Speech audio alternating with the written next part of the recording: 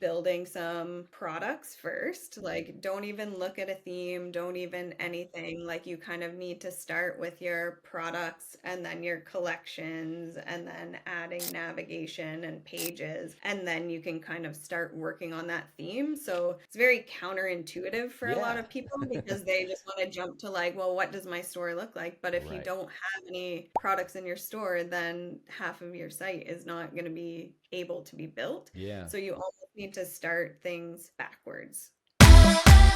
Welcome to today's episode of the Ecommerce Revolution Podcast, where we dive into the dynamic world of e-commerce and uncover the tools and tactics that empower today's emerging entrepreneurs. Our podcast is part of our community with the same name. The community is geared to providing emerging e-commerce entrepreneurs with courses, content, and coaching to help you all launch and grow successful businesses.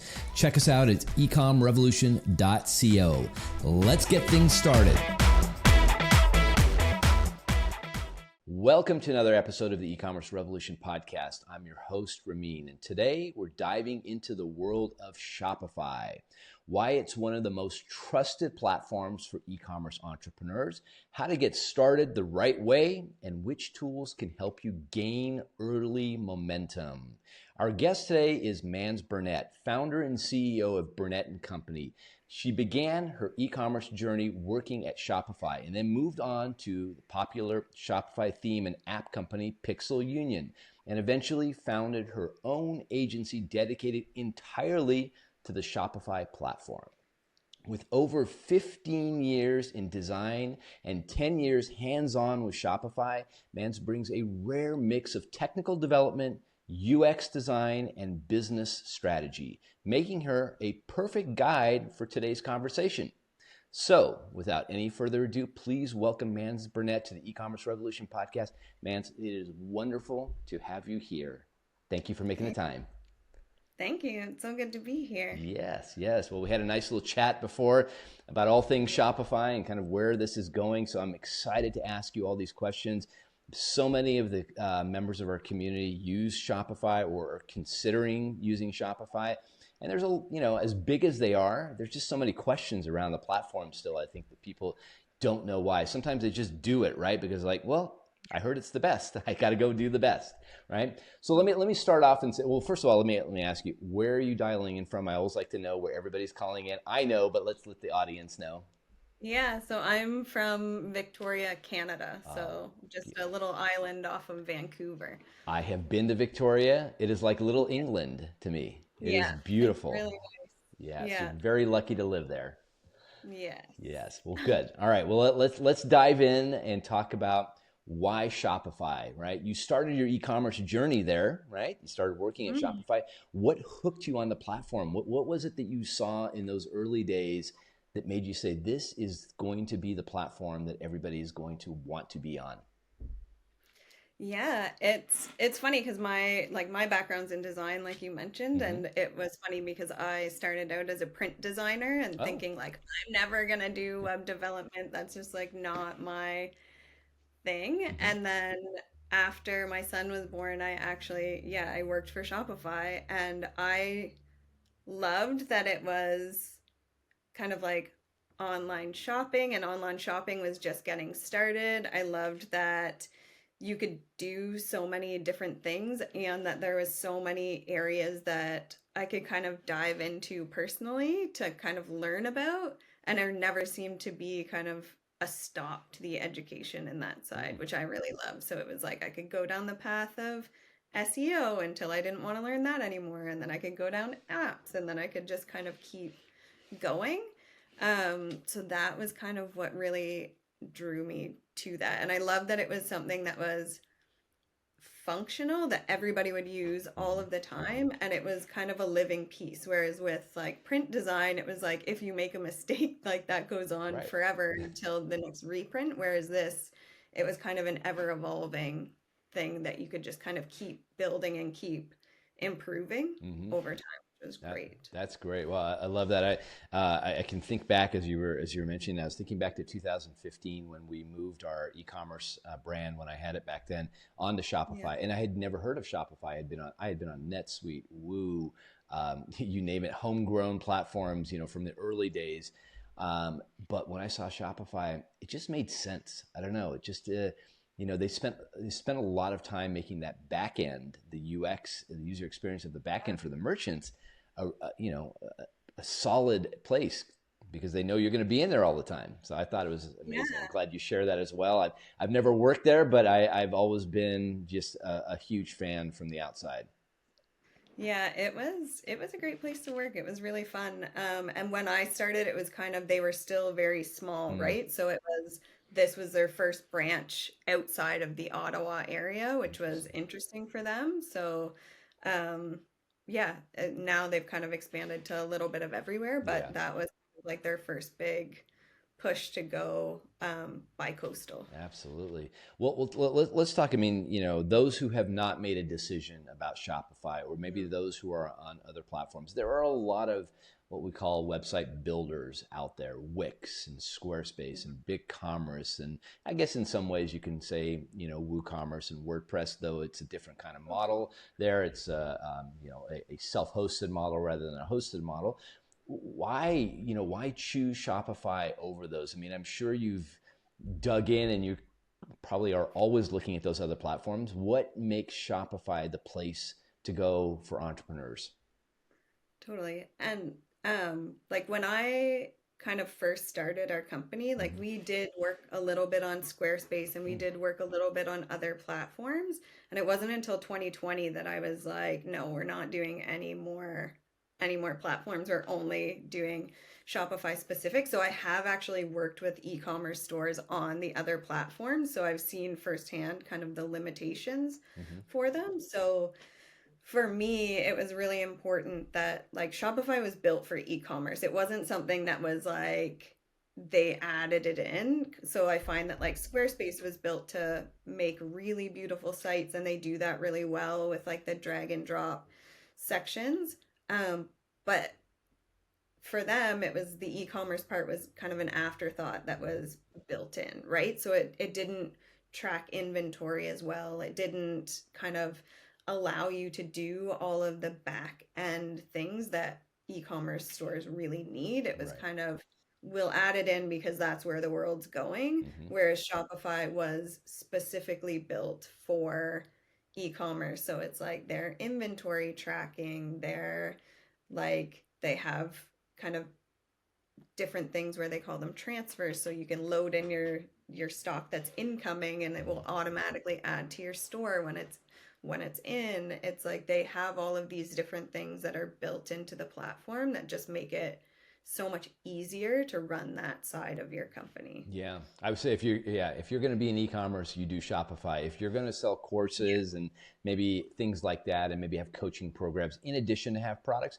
maybe then you're fine looking outside of Shopify. While you could probably make that work, there are better solutions. But e-commerce, you're right, absolutely. If you're tracking the inventory, you're doing drop shipping, you're doing anything in that neighborhood, you should just let's call it what it is until somebody else builds something else, I guess. At the end of the day, but right now they are the leaders. Yeah, and people have tried to kind of compete with it. So like BigCommerce and stuff. When I worked at Pixel, we were also doing themes for BigCommerce, and it was just like every time someone would email us, we were like, "Oh, you can't do that on the platform. Oh, sorry, that doesn't work. Oh, you can't do that." And it might be different now, but it was they had severe limitations, and Shopify seems to be just expanding. So they have kind of what's called their Shopify edition. So every season they kind of have what they're fixing or what they're working on. And this past season it was just kind of like they called it like the boring edition, where it was they were just working on just fixing all of the things that needed to be fixed, and that was great. But they're always releasing kind of like new things. They're always kind of starting the trends of what's going on in e-commerce, which is really great. Yeah, no, that's great. Well, tell me this, when, and I assume this happens, to your agency, Burnette Company, when people come who are maybe on another platform, somebody who's maybe been in e-commerce for a while, and let's say they're on BigCommerce, and they come to you, what are you telling them? I mean, they obviously see that you specialize in Shopify and that's all you guys do at your agency. what do you do to help seal the deal? Like, this is why you should move over, because moving and replatforming, as we call it, right, is a big deal. It's hard. What do you tell them? What do those conversations look like? Yeah, so we do get this quite a lot, but most of the time people just know that they need to be Mm-hmm. on Shopify, or they're kind of deciding whether it's like, oh, well, we've had our WordPress site for forever, and then we just want to like plug in a store to sell something. So can you just like make that store aspect? And our answer is always like, yes, but now you're going to be running multiple different platforms. Now you're going to be having to maintain all of these things. Now you're going to be paying higher costs for everything. So it just makes more sense to kind of consolidate everything into one if you're going to kind of run that store. And it can be a big shift and it can be a big kind of learning curve, but in the long haul, it's so much easier when you don't have that like platform fatigue of like going back and forth through multiple platforms or having to understand like where things are coming. And now everything in Shopify kind of links so seamlessly together. It makes sense to kind of have your blog in there so then you can kind of pull in the products in that section, right? Instead of having to link to an external site. So it is worth the move. It is a lot of work to move Sure. it. But it also, I would say for 95% of our customers makes such a difference and makes things so much easier for them to run because they're not trying to manage things in multiple kind of pockets of the Yeah. web. Yeah, it's an interesting thing because I find that especially people who are on other platforms and specifically like WordPress and WooCommerce, like, well, I just want to I'll keep the WordPress site going, the WordPress part going, and I'll then Yeah. use Shopify for my commerce. I'm like, well, you should look to see. I mean, Shopify is essentially, a content management system. It has your homepage, it has a blog, it has everything you need. You don't need to be in two places, and I think you made a great point. It's hard to be in two places, and you're managing two platforms, and that's a lot of work. Yeah, and when you think about kind of like WordPress alone, it's Mm-hmm. like you're having to like, you know, pay for your own hosting for the most Yep. part, and then you have to like have all the plugins and make sure all the plugins are up to date, and you have to kind of like roll with the theme that you have and Mm-hmm. manage everything. And like you don't need to do any of that on Yeah. Shopify, right? Your hosting is like your monthly fee. So like you don't need that anymore. Yeah. And you don't need to constantly be like keeping an eye on those plugins and Oh, checking up on them. And you don't need to be like on top of the security for it because Shopify manages that for you. So yeah. it kind of is like in a way you're kind of taking out that piece, which is really Right. nice. I find that Yeah. that's the piece that most people get caught up on It, anyways, is like all the plugins. And I'm like, right. for me, I I don't even touch a WordPress site. I'm like, yeah, I mean, I I logged can't. into a WordPress site the other day, and the number of update, this needed an update, that needed an update, this plugin's out of date. I mean, it was just, and this wasn't a client who doesn't keep up. This is somebody who's trying to keep up. So that is, those scenarios don't exist in the world. You don't see that ever. That's all taken care of in the back end. Listen, I mean, we're probably going to come off here as, we're, just, all it's all in, it's all great. Shopify's the greatest. Shopify, clearly there are issues with Shopify too, but if you're trying to run an e-commerce business and you don't want to have to worry about the technology, right? You want to just Mhm. get on with it and build a business, right? Yeah, and I would say like the biggest piece like that would like Shopify definitely has its limitations Mm-hmm. and like um and most of them can be solved with apps, but it's like the more apps you plug in, the more So, they need to work together and yeah. stuff. But like you can run a really great store without having kind of an excessive amount of apps. You Mm-hmm. can kind of run a really good store. I would say like the most kind of similar thing to like the plugins and things Mm-hmm. would be kind of keeping your theme up to date and things Good like point. that. Yeah. That would be kind of like the biggest piece. And for the most part, they're easy updates, but every once in a while you'll get something that's like a little trickier. Yeah. I have stores where it's like I've built them a year ago or something, Mm-hmm. and then they come back and they're like, oh, we're updating this. Can you help me? And I'm like, I would have built that entirely different had that Right.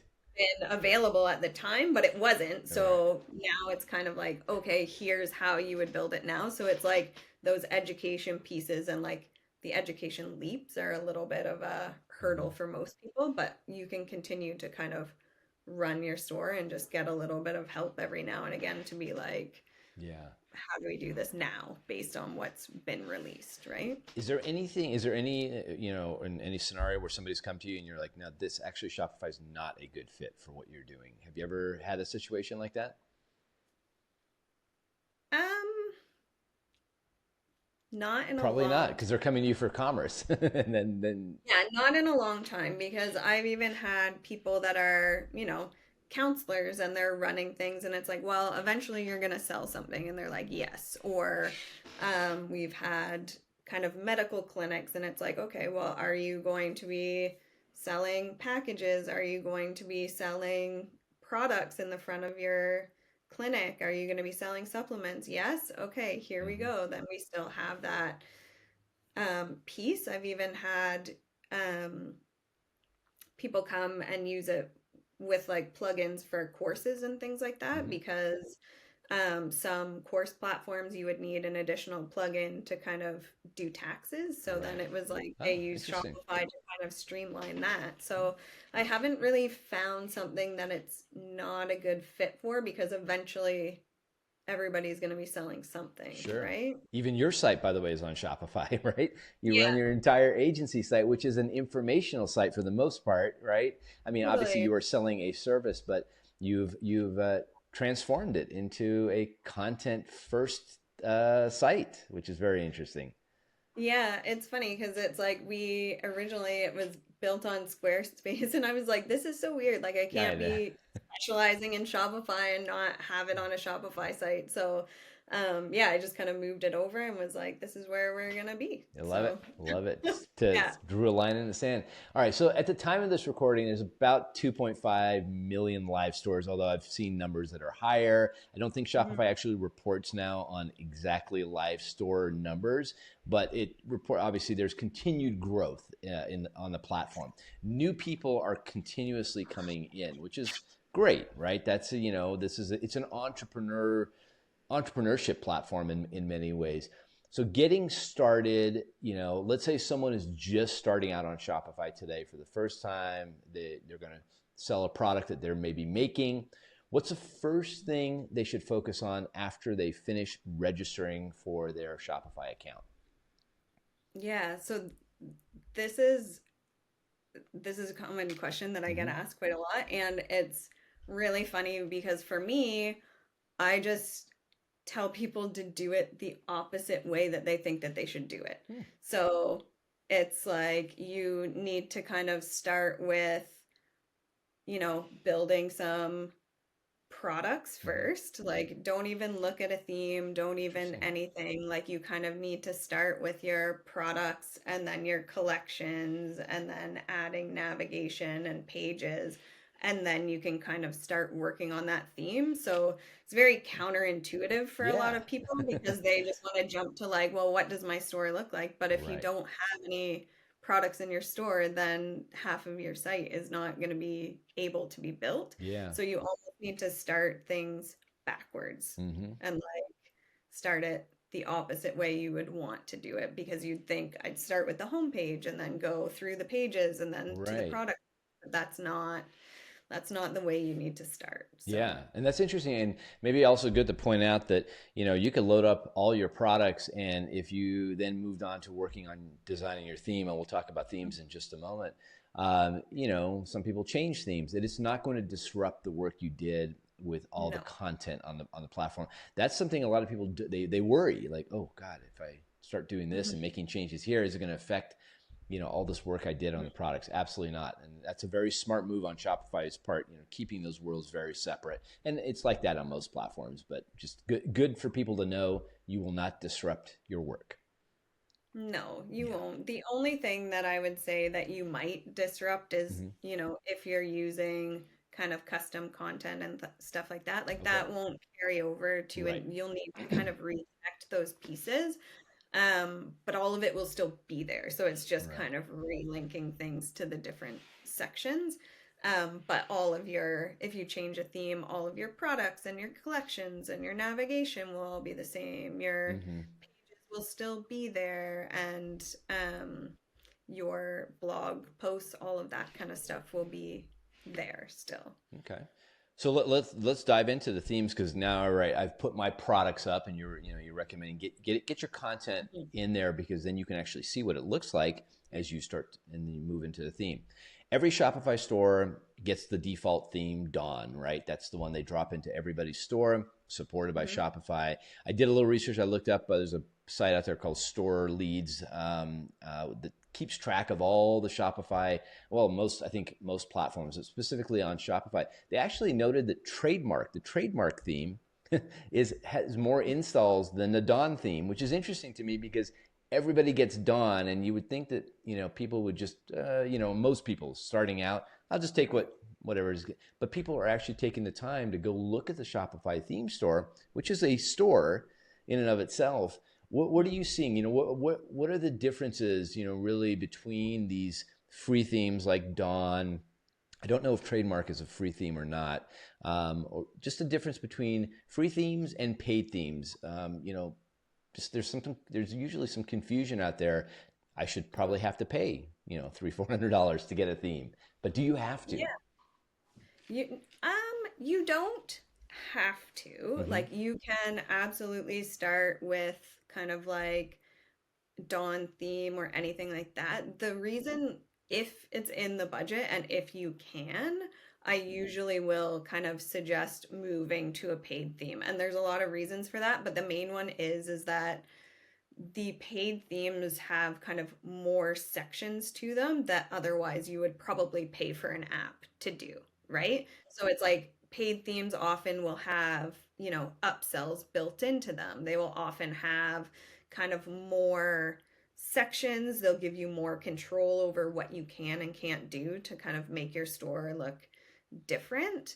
And then they are constantly, and not that they're not updating the other, like the free themes, but they constantly have to like update them. So to be a theme developer in that space, like, you have a whole bunch of rules that you kind of have to work within, where it's like it needs to have great kind of accessibility, it needs to be responsive, you need to follow kind of basic rules for SEO and have those options in there. You need to kind of answer any questions that customers have in like a timely fashion. So they have to meet those criteria, and they provide a little bit more support, because if you're going to ask questions about Dawn, you'd be asking kind of normal Shopify Mm-hmm. support, whereas these guys have built it and are used to all of the questions that you're going to have. Yeah, So and I would, maybe just to clarify for everybody, a theme is really just a framework, right? I mean,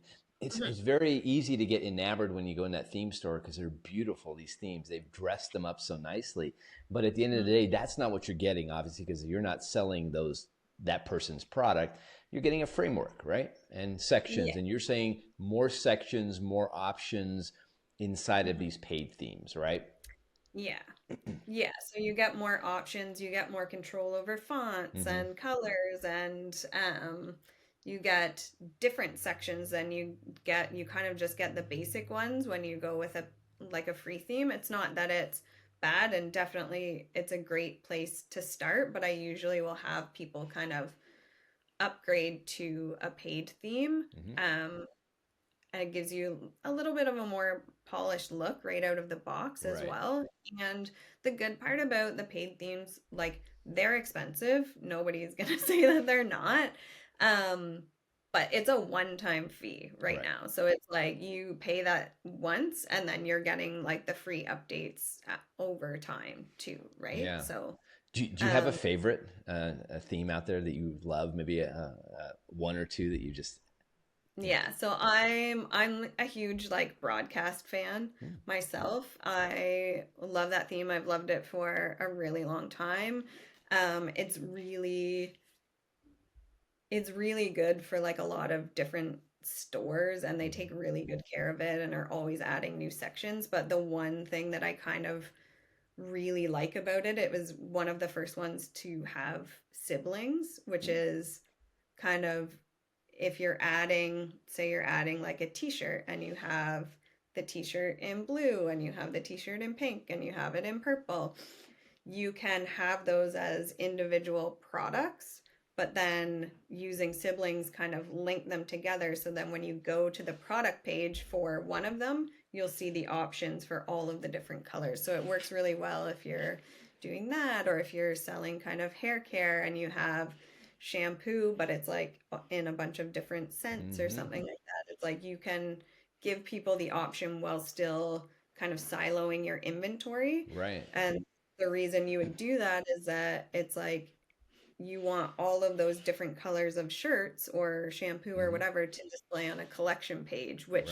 that will allow you to do. And then that's a big deal. I mean, that's a very big deal, especially if you're in the apparel business and you have all these colors, rather than seeing just the black shirt on the category page available in other colors, you actually see all of them, but they are really truly still one product at the end of the day, managed that way. That's very interesting. And maybe also good for people to know too, that, I mean, you like broadcast, and if you're using broadcast on several different stores that you're building, you're going to make it look different. Like you work, the branding is where it all comes in, and really, so you don't have this problem like, oh, well, they're using broadcast. I don't want to be the same. No, and it's funny because I don't use it for every store. I really like it, and like I'm always really happy when I get to use it, but it more just kind of goes on what your store is selling, what you need, all of those types of things, because there are a lot of different ones that are more kind of video forward and having videos and collection pages. You can have different ones where it's like they'll flag all of your new products for the first 20 days and then remove that tag. Like there's lots of different features in themes, so it's kind of pinpointing those. And so for myself, I will usually kind of go through a couple different things where I'll look at a product page and see how that layout is, and if I like that layout, because all of them will look slightly different. So if you don't like a product page, it's almost easier to move to a different theme. I'll usually check kind of an about page just so that I know what pages can look like without having any products on them or very limited products. I always check a blog page because most people are moving back to having blogs. And so some themes will actually have additional features on blog pages that make it more kind of like WordPress coded, where they have kind of like the view next, or like they'll have shoppable products in those blogs. So it's like some of them, if it's blog forward, I'll look at those and then see if there's any additional features that kind of we can pull into that. So there's a few key pages that I always kind of look at, and I'll also look at kind of like the footer section, because a lot of times like there's not a lot of options in that. So if you really kind of don't like the way that a footer is laid out, it's like it almost is easier to go to a different theme. Interesting. Okay. So now let's say I've taken your advice. I've loaded up my products. I've built out some pages, my About Us page, and got my infrastructure in place, picked out my theme, and started to customize my theme, and I'm ready to launch. And launching a store is should be an exciting moment, right? And sometimes I think people they push the button, right, and it's like, okay, now what? Well, the now what part, the real key is to building momentum and getting there to your first $100, first $1,000, especially for somebody who's just starting out. What's some advice you can give them, right after day one of launch, what to do next? Yeah, so I would say kind of one of my biggest tips is like, don't wait until it's perfect, because it's never going to be perfect. So that's where I see a lot of people kind of get caught up, is that like when it's time to launch, then they start kind of getting really finicky about like, oh, like the size of this one word on this page is not right. And it's like, all of this is going to be changed. Like, I think it's hard because people still see their site as, it's done. the end. And it's like, oh no, like it's a like ever You're right. changing, like you're constantly updating it, you're constantly kind of changing it. It's not just like a set it and forget it thing. Mm-hmm. And so I think that a lot of people will kind of think that it is. Um, the next kind of piece I would say is like before you even launch, just make sure that kind of your social plugins are all set up. So Okay. like, are you connected to Facebook? Are you connected? Like Pinterest is a really easy one to connect to, and you don't have to really maintain it a whole lot Mm-hmm. to kind of get the traffic through there. You just have to be there. And then making sure that those are up and running. And then like the next piece would be kind of like telling that information, Right. right? Like you almost want to do like a promotion where it's like you're introducing the new site, you're kind of posting a lot more during those times to kind of beat the algorithm and Mm-hmm. kind of make sure that people are seeing it, sending stuff out to your email list, sending stuff out on all of the social channels is kind of a big piece. I Mm-hmm. think people sometimes will not do that piece, and we've still like we have stores where we've still seen like massive increases with them not doing that. But I'm like, oh, maybe if you had have told people that you relaunched your store, it Right. would have gone a little bit further, right? But like even with that, like we've seen stores where like the conversion rate has gone up like 50% just by launching kind of Wow. a new fresh version of their existing store, making because it'll just make it easier for people to find products and shop products, and Mm-hmm. the product pages have more information, and it's just so it's really, I think, that awareness piece and like sharing that where people think that they're gonna feel salesy or they're gonna think that like, oh, I don't I don't want to do that, but it's like you that's just part of it, like you're just Right. sharing, Right. right? And obviously all the there's a lot of marketing mechanisms to pull from search engine Mhm. optimization, organic social, you mentioned email marketing, all of these things. Yeah, and Shopify has, elements built in, but you have to put the work in. This is not a turn it on and build it and they will come. It's build it and they won't come model, Yeah. sadly, where you have to do the art of pulling people to your site. So and Hmm. we won't hash out all the different marketing strategies. We're here more to talk about Shopify, as a platform, but those opportunities exist, right? Blogging is, you Oh have that yeah. capability in there. You can connect to all the social channels through the sales channel option. You can push into marketplaces and get that connection and manage your inventory. You can use email market, a lot of email marketing choices, but many don't even know that Shopify has one as well that can be used. So I think it's building a proper marketing plan in there, but having a site that is user friendly, on brand, the good user experience. I think you would agree that that's like your best first marketing step, maybe in that process. Yeah, I would say building that foundation so Mm-hmm. that, people can find what they're looking for is kind of the baseline. And then once you get into marketing, I find that like people get stuck on the fact that it's like they need to create all this content, but you actually just need to kind of like work smarter when it comes to it. Where if you're writing a blog post where it's, um, I don't know, 5 ways to like keep your flowers alive longer or Mm-hmm. something like that. It's like each one of those 5 things could be its own Instagram post. Sure. Then the blog itself could be its own email. It could be its own Facebook post. Um, it could be its own Instagram post, right? It's Right. it's not about creating new content constantly and having to do that. It's about kind of creating good pieces of content and then breaking it down into kind of bite-sized chunks that people will read Mm-hmm. and kind of pull back into the site, right? Absolutely. The art of repurposing, because Hmm. I think in many ways, and somebody else who came on this podcast used the word, we're a media company. As e-commerce brands, you have to be a media company because you have to pump out so much content in so many different areas. Get smart, repurpose, build that one Repurpose. thing. Yeah, repurpose, highlight one product that's on your Mm-hmm. site and like LinkedIn and Instagram. Like there's lots of different ways that you can create those content marketing strategies. But thinking beyond just like the immediate, like, oh, I need to get an Instagram post out today, and then creating like an entire strategy around it is kind of the way to go. Yeah, that's good. Well, let's talk about some of these tools, Shopify tools.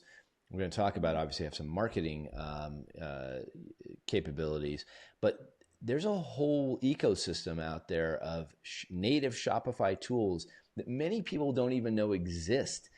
And Shopify just keeps adding. I think in their last edition, you mentioned their boring edition that they did.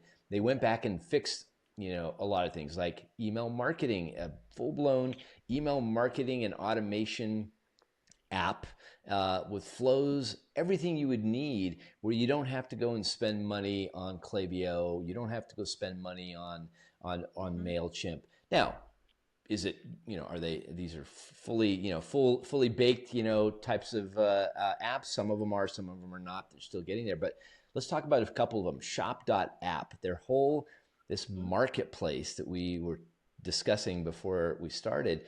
It's like a bona fide marketplace where there are millions of products on there, and but a lot of people don't even know what it is. Can you speak to maybe just tell us what Shop.app is? And you can get it on your phone. You can get it through your browser. Yeah, you can. It's like a marketplace, and every single store comes with it kind of built in as well. And then there's places in your Shopify admin where you can kind of customize the look of it and customize the branding and the colors. So then you have your own kind of store within it. But it's essentially an app that anyone who is on the Shopify platform, you can opt to kind of have your products pull into this, so then it makes it easier to shop. You can also kind of follow brands that you've bought from before. So for me, I'll get like notifications from certain stores that I've bought from before. And then they're also kind of switching it up. So now if people are checking out and using their login for kind of Shop Pay or Shop App, then they're kind of getting cash rewards as well. Right. So they're really trying to train people to kind of use this. And also like post order, you can kind of track your shipping, you can reorder through there. Like there's a lot of different things that you can do. So I think that kind of will be a piece that they invest in heavily in the next little bit, because I think that they're looking to kind of replace like the Amazon or something like that. It's a quiet, they've been quietly building it in the background. Then there's Shopify email, which we just mentioned already. POS is another thing. So many people still don't know that Shopify has a full-blown, actually very advanced. My wife uses it in her brick and mortar store. She has online and brick and mortar. It is a very good, for the most part. I think, some people have heard complaints out there about Stocky is, the app that, it's a little challenging sometimes. They don't keep up with it. But, other than that, it's, I think, a very good POS. Do you have clients that are using POS? Yeah, I have quite a few that are using POS, quite a few that have kind of switched over to using the POS, which is really nice. It's good because it's like, even if you're just somebody who sells at markets or something like that, where it's, you just need something for those days, like it's a great option for you, because they have kind of the tap sections that you can take to the market. And then the great part is that all of your inventory syncs, right? So you don't have to. I used to have this one person who would write it all down on a piece of paper, and then every once in a while she would lose the piece of paper at the market. Why are we doing it this way? I don't understand.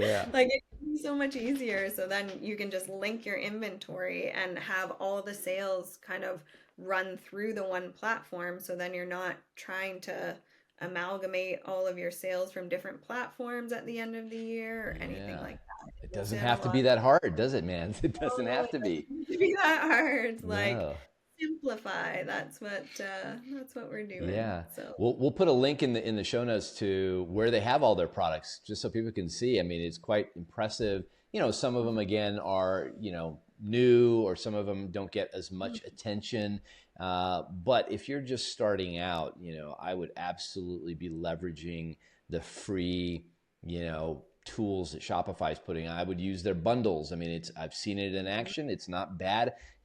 Some of their apps tend to not have amazing reviews on them, and I don't necessarily know if that's why that is, because maybe some of it's a complaint about the platform or something like that. But they're good.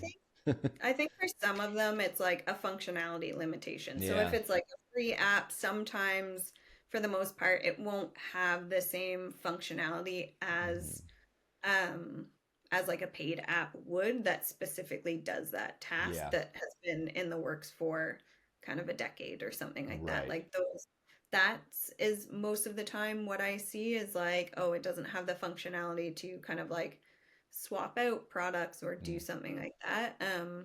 But the one app that I would say that regardless of like what you're doing, the one that I would say that every store needs, and I usually will just teach people, it's like you open your store, you install this app, and then you keep going, is the Shopify search and discovery. Like that one, like yes. everybody needs it. It's like that's the one that runs all of your kind of collection filters. So when you're in a collection and you want to narrow it down by like size or color or product type, like that's the app that controls all of that. So if you don't have that plugged in, those collection filters just aren't there. That's a great tip. We'll put a link to that in there. That's very important that people know that. And again, that's a Shopify app. They're the ones who build it. They maintain it. It's not a third-party app. But let's talk about third-party apps, because the Shopify App Store, and I guess those who maybe aren't familiar with Shopify would be the equivalent of the plugin store or the plugin area in WordPress and WooCommerce. Has about, I think, 13,000 plus apps in here. First of all, explain, what, and these are third party. These are companies that have built apps on top of the Shopify ecosystem, tapping into the API. What exactly is the purpose of these apps? So the purpose of the apps is to just add functionality or certain features to your store. So a lot of like Shopify stores come with kind of the basic things, but if you're want to add something like subscriptions, that's usually an app that you'll plug in, and it's not necessarily to kind of, it's more so that people can kind of run their subscription, so they can swap things out, they can, delay their subscription, pause their subscription. Like that would be kind of like the app piece for that. So that would be one. Another common one that people have is, the bundling ones, or like build a box. So if you're, want to have like something where it's like they can build their own kit or their own selection of products, then that would be kind of an app. So apps just add functionality on top of it, but you can kind of look at it as you don't also have to have them running all the time. Subscription ones, yes, you would, but you can integrate them for a season and try it out and then remove them. It's kind of like how people will like subscription hop from like Netflix to Disney to like you can kind of look at it like that, where it's, I want to try quizzes. I'm going to do quizzes for like a season. You can install a quiz app, use it for 3 months, see how it goes, and then switch to something else. Like I think where people get caught up is they think they need to have them forever.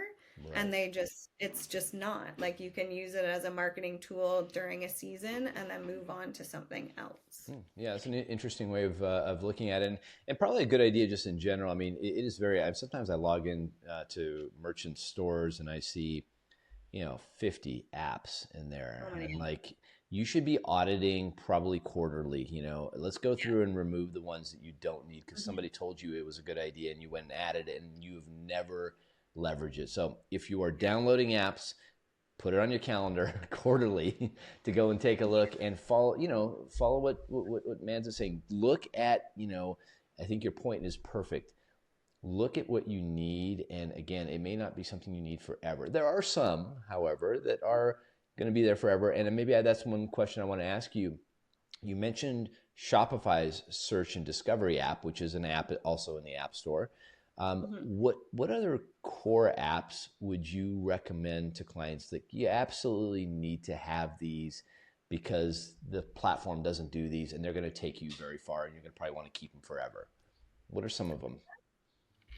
I would say kind of if it's available to your business, like subscriptions would be one of them. Okay. Um, Not every business does subscriptions or Hmm. can do subscription based on their products, Right. but I would say that would be another one. Other than that, like there's not a ton that you kind of need. They're always like a nice to have Hmm. on top of How that, about where reviews? Review, I mean, a review app, because reviews are Shopify good. doesn't have that built Reviews in.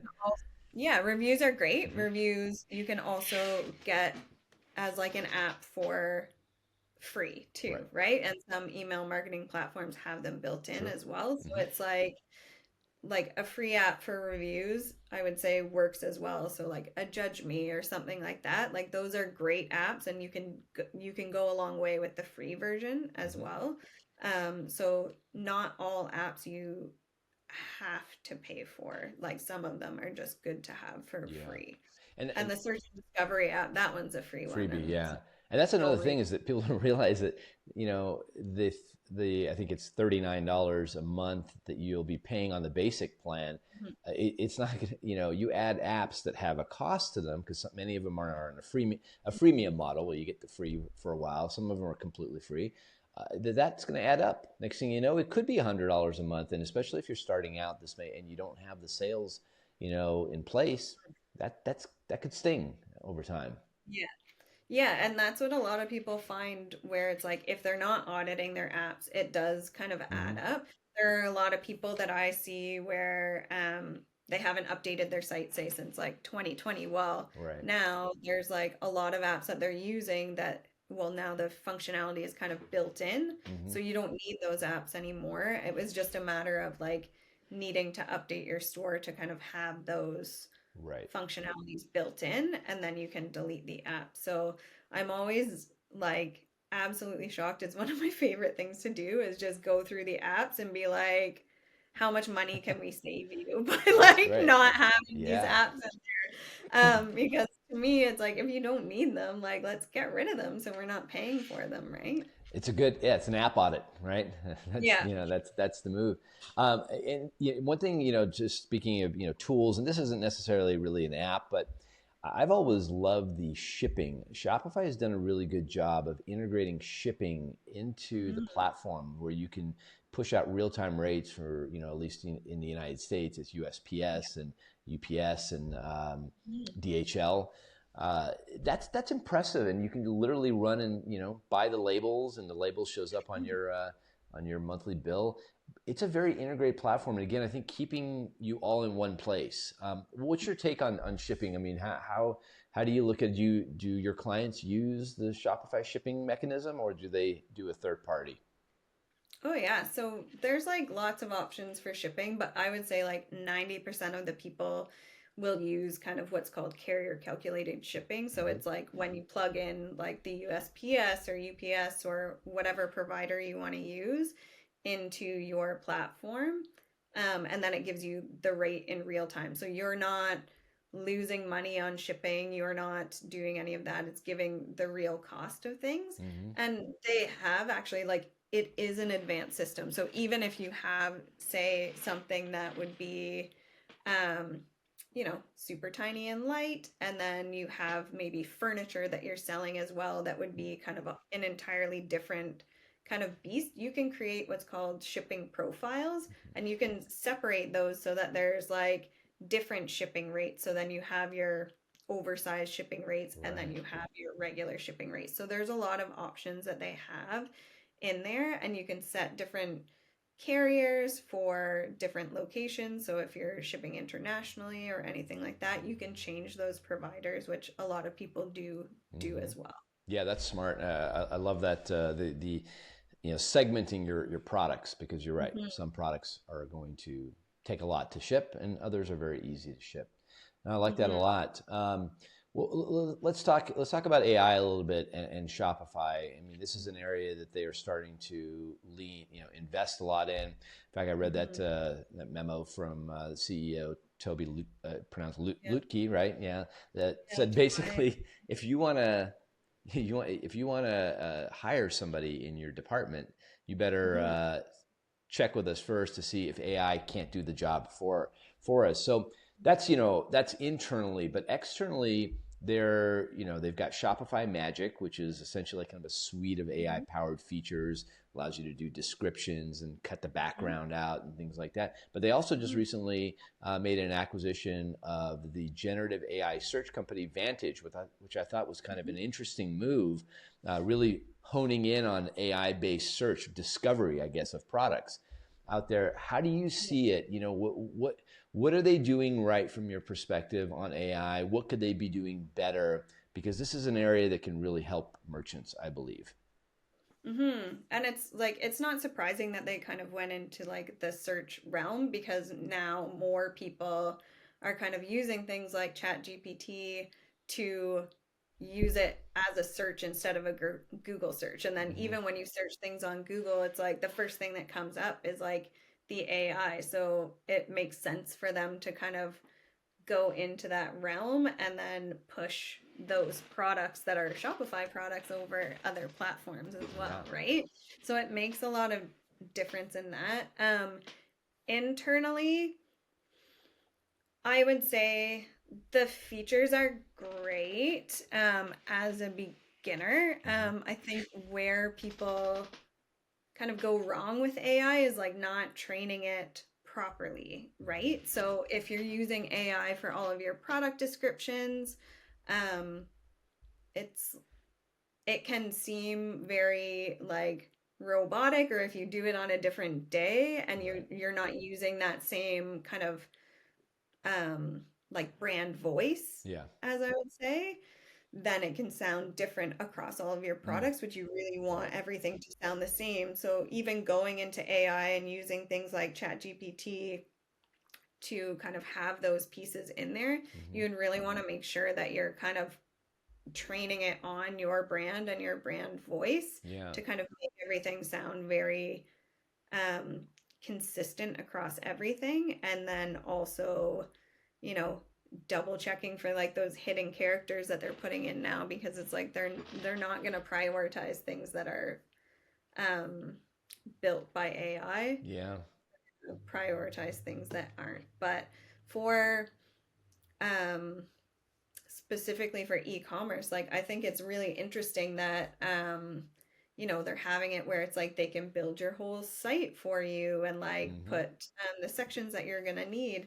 I still think that there's a long way to go Sure. because they build it the way that they think that they Mm-hmm. will use it, but often unless you have those kind of heat mapping things in to see how Right. people are actually using your site, Mm-hmm. um, it can be very different than how one would think Yeah. that would Well, interact with it, right? it's a fine line. I mean, they're obviously here to support merchants. That's their Mhm. and entrepreneurs. But at the same time, they have a very strong partner program.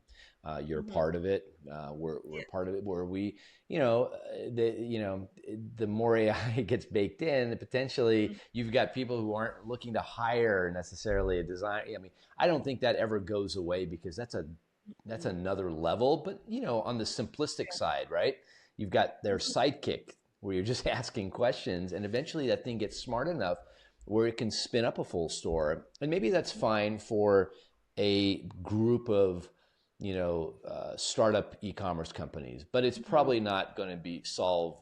When I have a complex business, sidekick is probably years. I mean, maybe I don't know. Maybe in a year we're talking about this and we're like, uh-oh, sidekick is taking over the whole thing. Yeah, and I it's hard because it is one of those things that you kind of have to think about, but Mm-hmm. then even we used Chat GPT to kind of like we're like, "Oh, well, what will it come up to kind of if we put in like a site audit, what will it spit out?" And it's like even like I'm flagging going through the list and like flagging like Yeah. you know, 5 or 6 in like the first kind of back end section where it's like, oh, they didn't even look at these and these are super important, Right. but like these are new. And so I can see why it wouldn't have been trained on that because it's not your average piece that the normal person would kind of look at. So Hmm. I think that there are still things where it will miss if it's kind of a newer piece that's come out. Yeah. And then I think it's kind of um I think it's kind of interesting. I think it kind of pulls into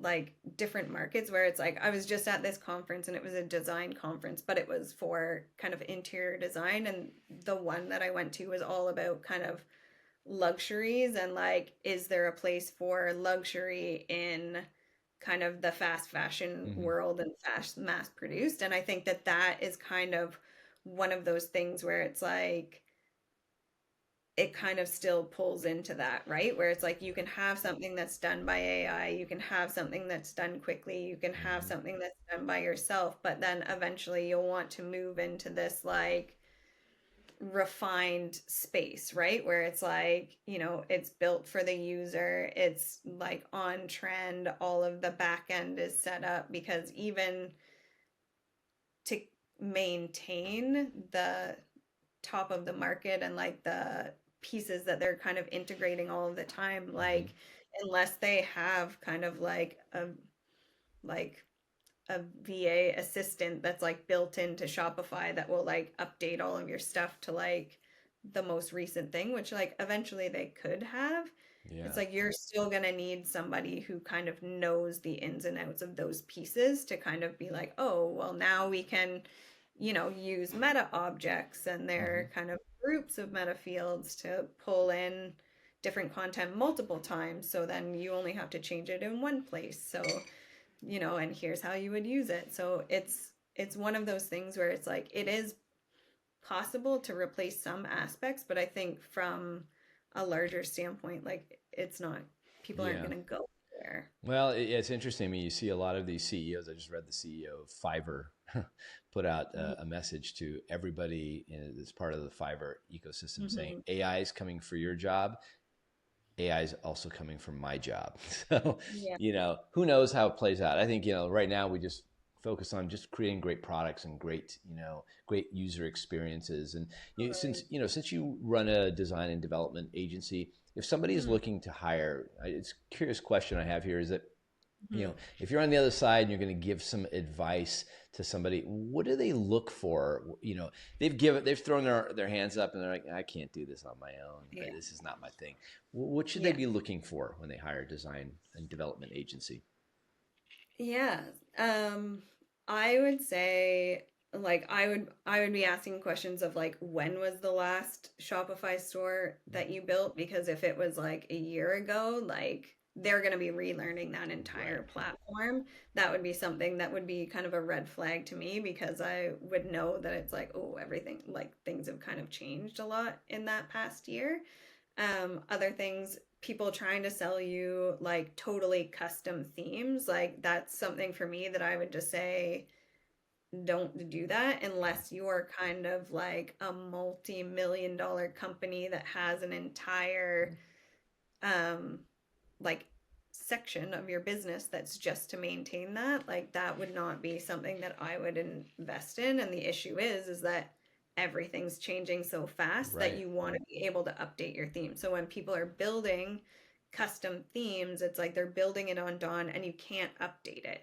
So then when you want to update your theme to kind of have the newest features, you're essentially having to rebuild your entire site all over again. So that to me is kind of one of those things where it's like, don't do that. Yeah, that's good, and that's great advice because, yeah, if there's just great themes out there, and Hmm. you mentioned, we had a whole section about this, and finding them and then making them your own, right? Hiring an Hmm. agency to make them your own, and there's really no need to do custom, I guess, unless you've got such intricate requirements that Shopify cannot possibly meet them. Yeah. Then I guess you have to go Even custom. then, I would say that like that's like that maybe you're on the wrong platform, right? Right, Like, right, but yeah. for us, it's yeah, I've never. met a store that doesn't work like semi-custom, which is what we do. So it's like we build in all of the custom piece of information. We're very like education forward. We want to put as much custom information on your site as possible. But there's ways to do it where those are built into the products and those are built into the things that like aren't necessarily gonna change, and then they just plug into the theme. So when you update your theme, all of that kind of rolls over. And even coding, it's like custom coding within the theme, so those update as well when you update your store. So it's like everything kind of just moves forward with you, and then when you're ready, you can kind of rejig the layout a little bit, but you don't even need to move to a new theme. You can just kind of restyle the one that you have. Yeah, that's great. That's great advice. Well, very, very good. Well, as we wrap up the podcast today, I mean, first of all, phenomenal information around Shopify. Absolutely, nuggets of gold here, as they say. But I'd like to know, we touched on AI in Shopify, but I'd like to know just, I'm sure you use it regularly in your daily activity, whether it be personal or business. Is there something that you've recently done on, using either ChatGPT, Claude, Perplexity, whichever one you want to pull into the mix here, that made you stop in your tracks and say, wow, I can't believe that it could do that. I didn't know it could do that. Yeah. So a lot of, it's wild because like, there's just so like, I love AI, and there's just so much that you can kind of do with it. It's been really interesting to use it for things like, analyzing a site where it's like, look at this site and like tell me if I'm missing anything, or like, is there key information that competitors have that maybe we don't have? So you can compare and contrast sites like that. You can pop it in there and say like, can you tell me how to improve my SEO? Like, you can use it for keywords about your business for SEO. You can kind of look into different like target markets and things like that. Like you can do a lot of really cool things with it. And then also kind of look into kind of people's patterns, and like I use it a lot for critical thinking. So like I prefer to kind of like think for myself, but then I will also like get it to ask me questions, or I will ask it questions that maybe I need to sort through to be like, this page isn't quite working, I have all of these things on it, what else do I need? So I kind of use it in that way as like an assistant and a second set of eyes and things like that, rather than somebody who's gonna write all my content for me and do all the work for me. I kind of use it as like a peer. Yeah, no, I love that, and I like it's my writing partner, it's my analytics partner, it's my especially for we're running businesses where we don't you have your solo time, right? And it's that time, I guess if you had a business partner sitting right next to you, you'd be asking them all these questions. Instead, you have that. Is there a question that it's ever asked you when it comes to on the critical thinking side that really caught you by surprise, and it was like, wow, I can't believe it's asking that? Or has it been pretty, what you expected? I feel like it's a process, and because I think when you start using it, everything is like very like interesting, and like you're kind of like, oh, that's pretty basic, like, but it's like those are the moments where you just need to kind of keep moving it and keep using it and keep refining it, because the pieces that kind of come after that, once it kind of gets to know a little bit more, is really nice. And it's nice that now you can kind of pull from their memory as well, right? So you can be like, hey, remember last month when we were doing this thing? Like, can you give me more, like the next step to that? Or this is what happened, where do we go from here? Like you can kind of give those pieces as well.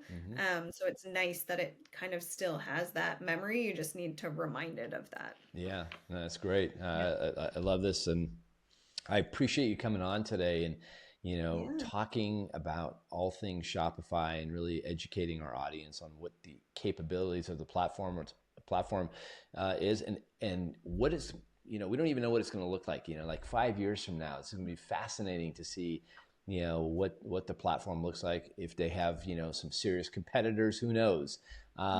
So thank you again for coming on. Maybe just take a moment and tell everybody where they can find out about you, Burnette Company, how, if they want to reach out and hire or find out if you can set up their site, how do they do that? Yeah, so you can find us. We're on Instagram. We've got our website. We're at burnetteco.com and Burnette Co on Instagram. And yeah, we're just perfect there. And we'll put links in the show notes. And thank you again for coming on today. And I appreciate it. And thank you very much, everybody, for joining us today. Another episode of the E-Commerce Revolution Podcast has come to an end. Hopefully you learned some great things, and we look forward to having you on future podcasts. Thanks very much, everybody. All right, that brings us to the end of another episode of the E-Commerce Revolution Podcast. Don't forget to check out past episodes, which are all available on demand on YouTube and wherever you listen to your podcast.